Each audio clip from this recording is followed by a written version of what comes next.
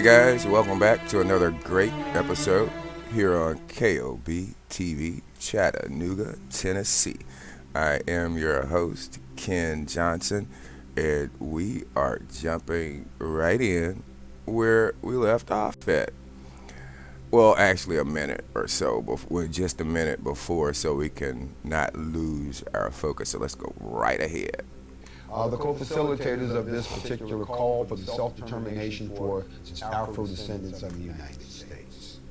And then it goes on to talk about a few things that have happened here and why we need to make this happen and where we're going and what type of conditions we're living under. I'm going to drop down. This is going to be very, very boring. No, it's not. not. People have been asking me to do this, so I'm going to go through it.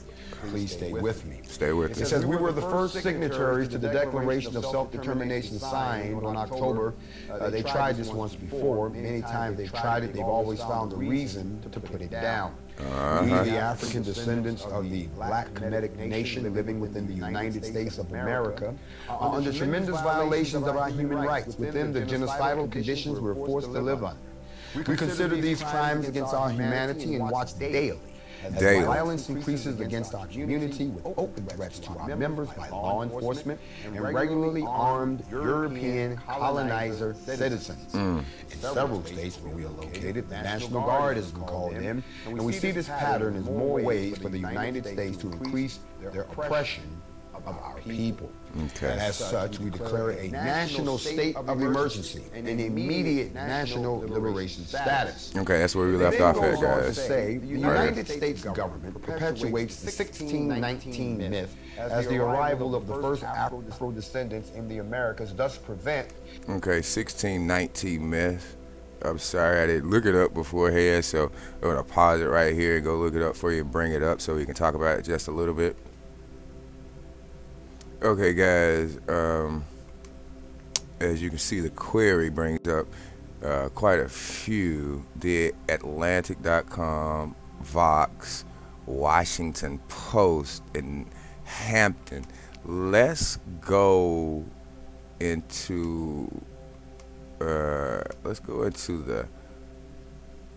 I think the Hampton it's .gov, so let's see what they say, and let's go in there really quick. Okay, guys, before we read some of this, I'll just give you an idea of what it is.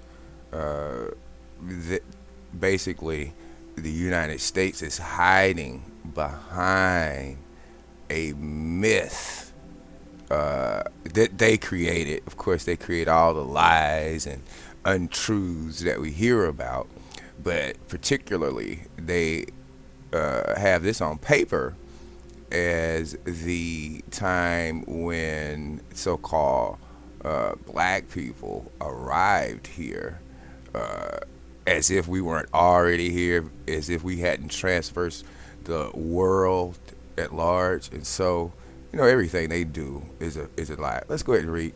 It says the 1619 landing, Virginia's first Africans report and facts. See, that's they're lies already. It's just the fact that the title says 1619 when all the rest of the history in the world pretty much goes against that. But the thing about it, if you were raised American, you don't know about the rest of the world and the laws, and you don't know nothing. And so let's go ahead and read. In late August 1619, 20 to 30 enslaved Americans landed at Point Comfort, today's Fort Monroe, in Hampton, Virginia. What a bunch of garbage. Aboard the English privateer ship White Lion. Oh, they came in on White Lion? A private ship. What are they doing on a private ship? Oh, in Virginia, these Africans were traded. Oh, okay, that's why they were on a private ship. Traded in exchange for supplies. Several days later, a second ship, Treasurer, arrived in Virginia with additional enslaved Africans. I don't even want to read it anymore, guys. I mean, I don't have to read it anymore because that is the gist of it. They're trying to say we came in a timely fashion. It was 1619. They was on a boat, a private boat. They're not mentioning any of the real history. It's just what's on paper, and that's what they're standing on. That's what they're hiding behind, and that's why they can continue to do what they're doing because they're using that particular instance in history to pretend that's when we arrived, as if they were here already. And anyway, All of a sudden, okay, okay, I went back a little far, but not too far. America, under tremendous violations of our human rights within the genocidal conditions we're forced to live under. Oh, I went We back too consider far. these crimes against our humanity and watch daily Ooh. as the violence increases against our community. That's okay. Threats to our members by law enforcement and regularly armed European colonizer citizens. Okay, here comes the Several middle. states where we are located, the National Wait. Guard has been called Yeah, I in. went back too We far. see this pattern in more ways for the United States to increase their oppression of our people. As such, we declare a national state of emergency and immediate national liberation status. It then goes on to say the United States government perpetuates the Here we go. 1619 myth as the arrival of the first Afro descendants in the Americas, thus prevent U.S. Afro descendants from joining Native Americans as having a pre-existing status. Native Americans. Now, remember, indigenous is a little different in definition. We are indigenous, being born here, but there are many other people who are indigenous. Whites, Mexicans. So we're not issuing the papers under the indigenous status. Although that does apply to us, we have to be more specific when we're in law, and so we have to say the afro descendants of the transatlantic slave trade or Portuguese slave trade. But you have to be very, very specific. Let's go.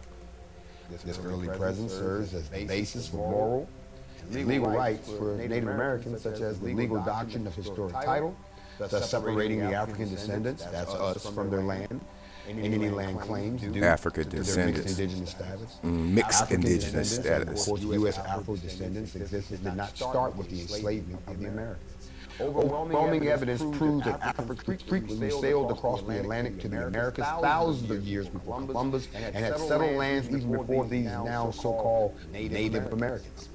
Okay, so yeah, let's go, guys. How can you live around all this filth, these filthy lies? That's all they are. Don't you realize the only thing they have in the United States of America that is worth something is us? Why do you think they have to try to keep us down? Because we're naturally smarter than they are. We're naturally more inclined and more inquisitive to learn and grow. And only thing they like to do is be beastly. So, they do all kinds of horrendous sexual acts and manic attacks on each other. And they're really sick. So let's go, guys. Only state facts. It's in the document right here. Read it for yourself. The United States government exerts its self-ordained authority over the U.S. Afro-descendants when the international human rights law condemns it. For example, let me break down and show you just how deep you have to be if you claim you want to fit in this seat. And I'm on sidebar. I've heard statements of people saying, I want his position. I want him to be the leader. I want the organization, but I don't want him. You can't separate me from this. I am the manifestation of this. And everything that's happening around me and around you, it's coming because y'all putting it here, making me speak here, creating it here. It's kind of jerky. I'm going to stop it for a second. This place. What you can do is mimic and imitate, and that would be just fine. To show you what I'm talking about, the United States government I'll give you an example. Article 20 of the United States Charter states, no one may be compelled to belong to an association. So no one may be compelled, but we're being compelled to be here, to stay here, to participate in false elections and just we're okay. Let's go. The U.S. Afro descendants political status has been ambiguous since 18. I wonder why it's jerking like that. We had to Shortly stop after and the do U.S. it over. annexed the population without their consent, they had.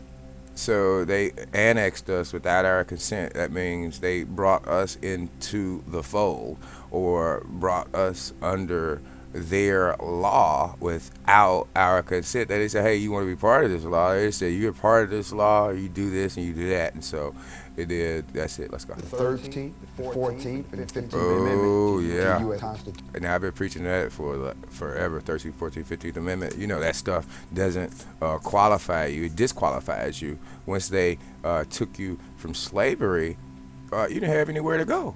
You were classified a vagrant. They used the vagrancy laws to subject you to their tyranny. In other words, you're free, you're running around, you have nowhere to go. So they say, where are you going? What are you doing? You're not working, you're a thief, you're homeless, you're a bum. So they arrest you, charge you, then send you to the state prison, and there you have super, super, super cheap labor. And so that's what they did. They freed you, said, hey, you're free. Then you can't do anything. They were running around like ants, you know. And so that's it. Let's go. That's how they annexed you. They took you from slavery into structure that you're in right now. Those decisions.